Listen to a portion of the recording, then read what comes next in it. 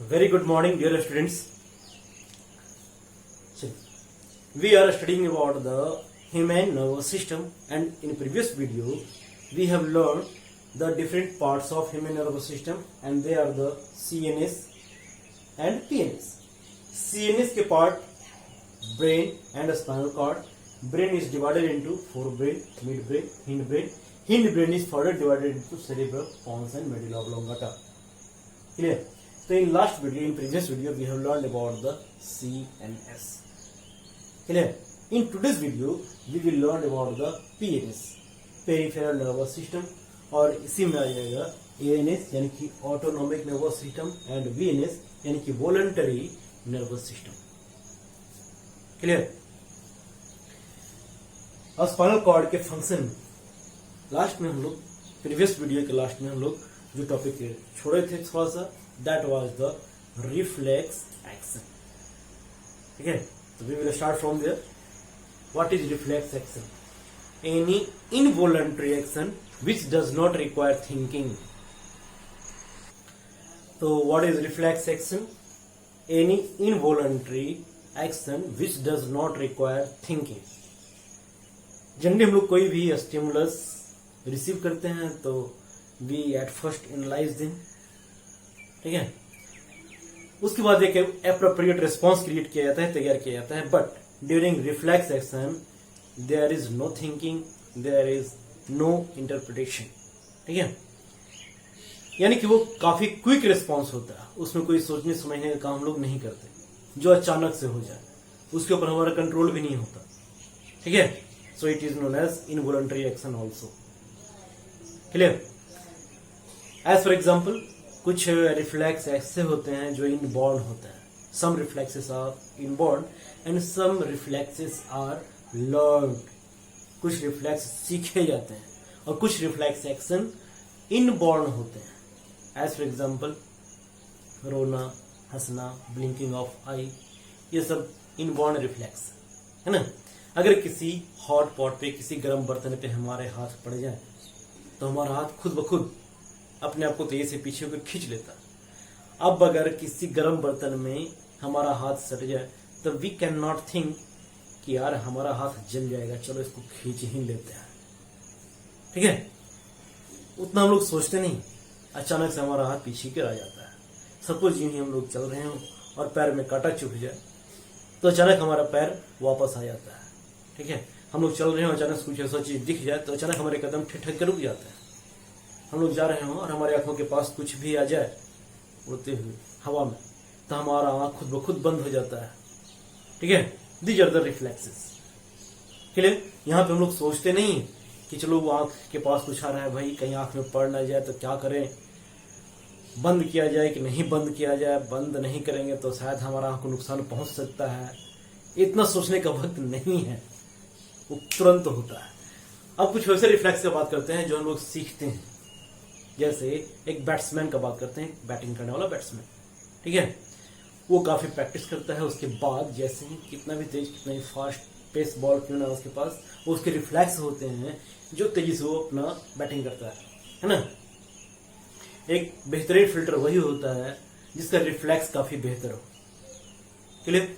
और जैसे ही वो बॉल को देखता है उसके रिफ्लेक्स होते हैं कि वो तेजी से समझ जाता है बॉल को और उसी के अनुसार या तो वो ड्राइव लगाता है या फिर दौड़ के कैच को पकड़ता है. क्लियर? साइकिल चलाना सीखते हैं, बाइक चलाना सीखते हैं. These all are the reflexes. ठीक है, you may see the some students, उन्हें टेबल्स याद करवाए जाते हैं, वो टेबल्स उनके रिफ्लेक्स में सेट हो जाते हैं धीरे धीरे याद करते करते. क्लियर? तो these are the examples of reflex actions. Clear? Tables का बात कर रहे थे, बच्चों को टेबल याद करवाया जाता है, वो उनके रिफ्लेक्स में सेट हो जाता है और वो अभी तक हमारे रिफ्लेक्स में सेट है. अगर टू टूजा बोला जाए तो अचानक से बिना सोचे हमारे मुंह से फोर निकल जाता है. This the reflex. क्लियर?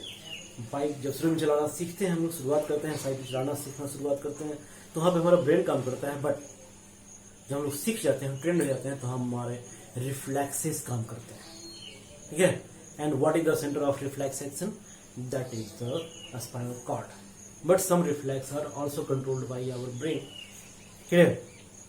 तो जो ऊपर हेड पोर्शन का जो रिफ्लेक्स होता है that is controlled by our brain. जैसे ब्लिंकिंग ऑफ आवर आइज, ठीक है, हमारा पुपिल, क्लियर, ये डिम लाइट में लार्ज हो जाता है और इंटेंस लाइट में स्मॉल हो जाता है. It is also reflex and it is regulated by our brain, clear. But most of the reflexes are controlled by spinal cord, clear. अब ये रिफ्लेक्स एक्शन इतना क्विक क्यों होता है? Because it has a path known as reflex arc, clear. Reflex arc में क्या क्या होता है? रिसेप्टर ऑर्गन, यानी कि वैसा ऑर्गन जो उस रिफ्लेक्स के स्टिमुलस को रिसीव कर रहा हो. It passes its impulse towards the central nervous system through sensory neuron. CNS, it may be brain or spinal cord. Since we are talking about the reflex, so in most case CNS means the spinal cord. ठीक है, तो spinal cord में उसको interpret नहीं किया जाता. They directly pass the response through motor neuron to the effector organ. जो भी इफेक्टर ऑर्गन हो उसके पास वो पास कर देता है. And the whole path from receptor through sensory neuron, CNS, motor neuron to the effector organ, it is known as reflex arc. तो how many components are there in reflex arc? 5 components. 1, 2, 3, 4, 5. These 5 are the components of reflex arc, and it is the path of reflex action. Clear? It is important question जो कि पूछा जाता है board में, तो इसको हम लोग याद रखेंगे, ध्यान देंगे. क्लियर. इसके बाद now we will talk about the PNS, peripheral nervous system. Peripheral nervous system यानी कि सेंट्रल नर्वस सिस्टम के बाद, ब्रेन और स्पाइनल कॉर्ड के बाद पूरे बॉडी में the network of neurons, the network of nerves present in throughout our body is known as PNS. ठीक है. PNS 2 प्रकार के हो सकते हैं नेचर के आधार पे, ऑटोनॉमिक और वॉलंटरी. ऑटोनॉमिक मीन्स वैसा नर्व सिस्टम जिसके ऊपर हमारा कंट्रोल नहीं हो, या वैसा नर्व फाइबर्स जो इनवॉलंटरी एक्शंस को कंट्रोल करता हो, ऑटोनॉमिक नर्वस सिस्टम हो जाएगा. और वॉलंटरी नर्वस सिस्टम यानी कि VNS, वैसा नर्वस सिस्टम जो हमारे वॉलंटरी एक्शन को कंट्रोल करता हो. जैसे पेरिस्टाल्सिस का बात करें, न्यूट्रिशन में पढ़े हम लोग पेरिस्टाल्सिस यानी कि rhythmic contraction and relaxation of our oesophagus. ठीक है, वहां पे हमारा कंट्रोल नहीं. हार्ट बीट यहां पे हमारा कंट्रोल नहीं, but they are regulated by our brain, medulla oblongata. अगर वो रेगुलेट किया जा रहा है तो रेगुलेट होने के लिए मैसेज या नर्व इंपल्स वहां तक पहुंचने चाहिए, और वो पहुंचाने का काम करता है ANS. कुछ ऐसे भी फंक्शन है जैसे कि हाथ ऊपर करना, हाथ नीचे करना, मिटाना, लिखना. ठीक है, these all are voluntary actions. चलना, वॉक करना. क्लियर. तो इसे वॉलंटरी एक्शन करने के लिए, करवाने के लिए जो नर्व फाइबर्स हैं, they are the voluntary nervous system. Correct. तो ये हो गया ANS और VNS, which are the part of peripheral nervous system. Clear. Now on the basis of origin, origin के आधार पे पेरिफेरल नर्वस सिस्टम को 2 भाग में बांट सकते हैं, cranial nerve and spinal nerve. Correct. अभी जो 2 भाग में हम लोग बांटे थे, ऑटोनॉमिक और वॉलंटरी नर्वस सिस्टम, वो थे उनके फंक्शन के आधार पे कि किस प्रकार से वो फंक्शन कर रहा है, खुद ब खुद कर रहा है या हमारे विल पावर के कंट्रोल में. Now on the basis of their origin, क्या वो हमारे ब्रेन से ओरिजिनेट हो रहे हैं वो नर्व फाइबर, या फिर हमारे स्पाइनल कॉर्ड से ओरिजिनेट हो रहे हैं. If those nerve fibres originates from our brain, then they are known as cranial nerve, and total cranial nerve की संख्या होती है 12. ठीक है. और जो हमारे स्पाइनल कॉर्ड से ओरिजिनेट होते हैं यानी कि स्पाइनल नर्व, उनकी संख्या होती है 31.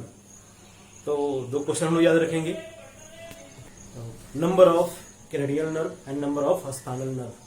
क्रेनियल नर्व की संख्या 12 और स्पाइनल नर्व की संख्या 31. क्लियर. तो इतने सारे क्वेश्चंस यहां से आते हैं. और finally the last one, receptor organ और इफेक्टर ऑर्गन, इन दोनों के पास न्यूरॉन्स पहुंचते हैं। ठीक है, ये तो न्यूरॉन्स हैं। रिसेप्टर के पास कौन सा न्यूरॉन? तो सेंसरी न्यूरॉन। इफेक्टर के पास कौन सा न्यूरॉन पहुंचेगा? तो होता है मोटर न्यूरॉन।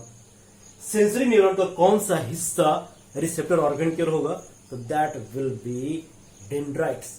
वो डेंड्राइट्स से जुड़े हुए होंगे ताकि रिसेप्टर ऑर्गन जो कुछ भी रिसीव कर रहा हो उसे वो गेन करके इधर पहुंचा सके। मोटर न्यूरॉन का कौन सा पार्ट इफेक्टर ऑर्गन से जुड़ा हुआ होगा? तो जुड़ा हुआ होगा उसका एक्सॉन टर्मिनल एंड, जिसे एक्सॉन बल्ब भी बोलते हैं।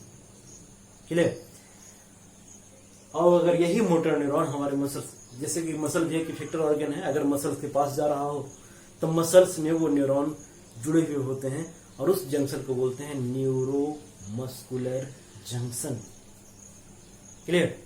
एक इफेक्टर ऑर्गन का एग्जांपल दिए हम लोग कि इफेक्टर ऑर्गन से न्यूरॉन्स अगर जुड़े हुए हैं मोटर न्यूरॉन्स, तो मोटर न्यूरॉन का एक्सॉन बल्ब जुड़ा हुआ होगा और उस कनेक्शन को हम लोग बोलेंगे न्यूरो मस्कुलर जंक्शन, अगर इफेक्टर ऑर्गन हमारा मसल्स है तब। क्लियर? तो इस प्रकार से control and coordination in animal get finished. Hope you all have learned and enjoyed the topic. So take care with the very next chapter, reproduction. Take care till now.